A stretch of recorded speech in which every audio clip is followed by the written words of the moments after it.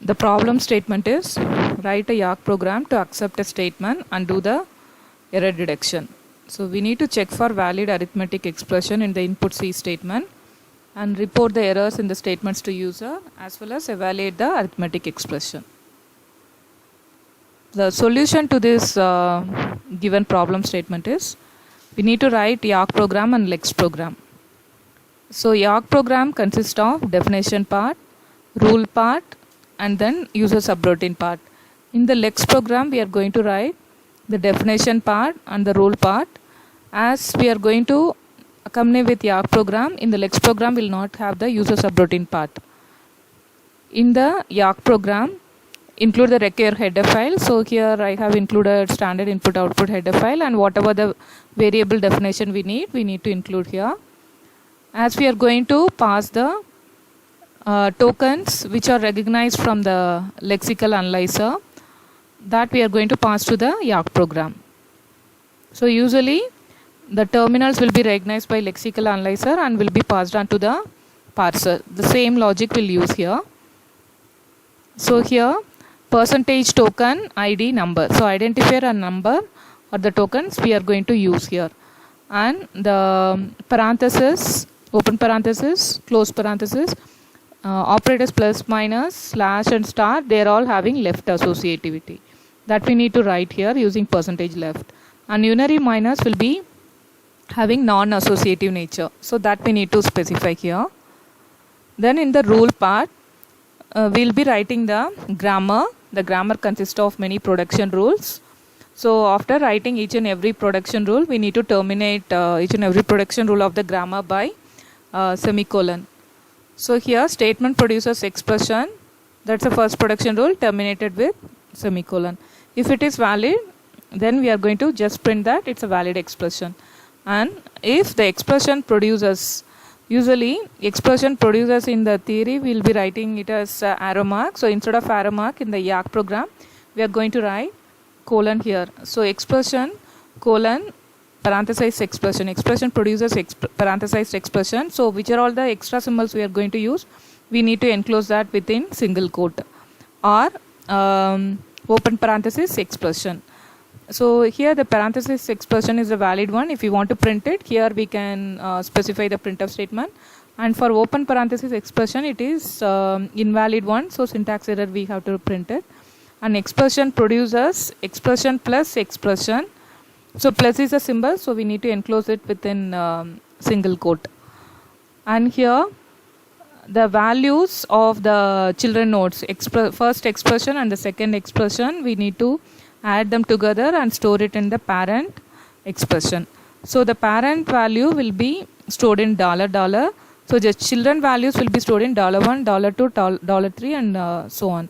So here the $1 value we are going to store with $3 value. So here it is synthesized value calculation here.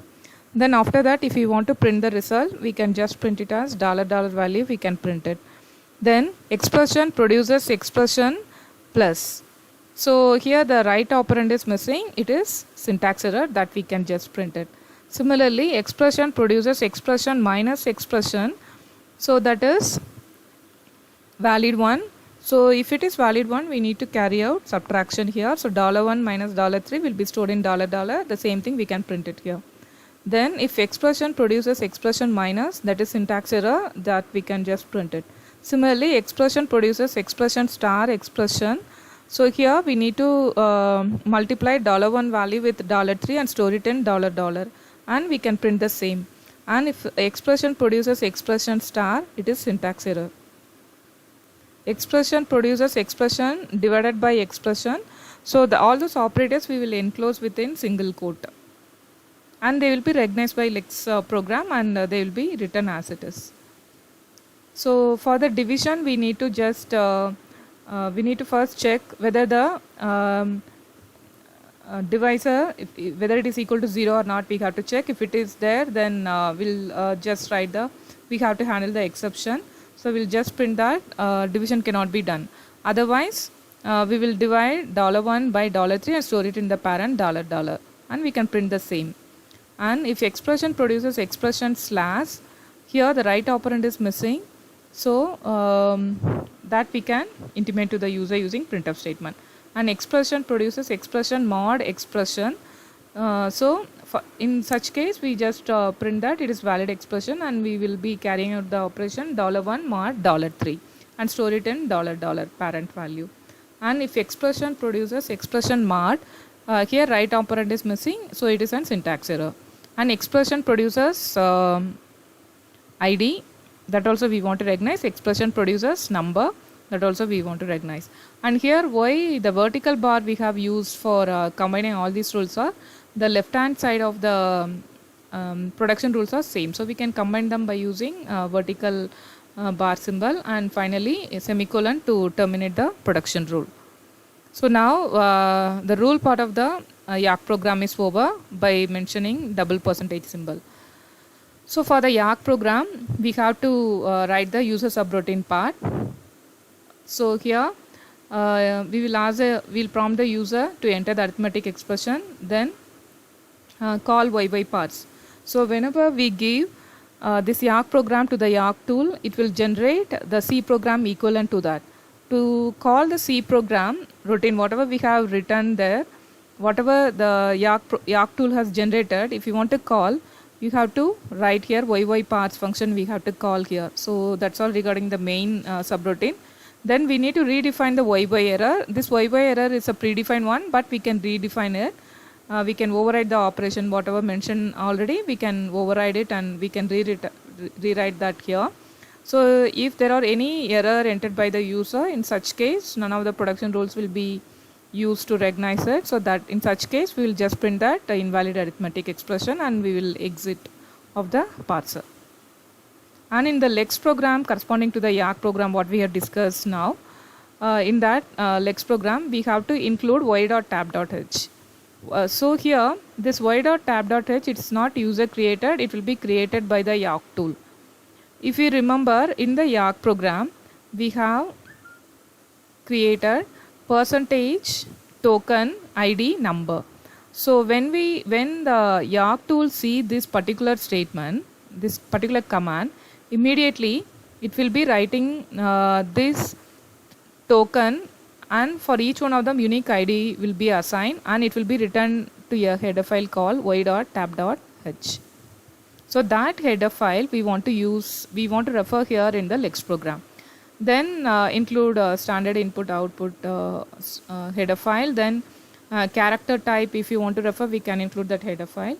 So here from the Lex program, whenever we recognize the values, numerical values, that time we want to pass the values from the Lex program to the Yacc program. So in such case we need to give external int YYL value. YYL value is a predefined one. So that we are using here for making the communication between the Lex and Yacc program. And whatever the other required variables we can define here.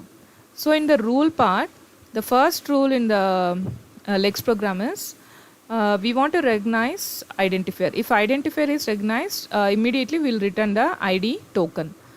So here whichever lexeme it's matching from your input, that will be there in YY text. So YY text will hold the lexeme which is matching with the regular expression here.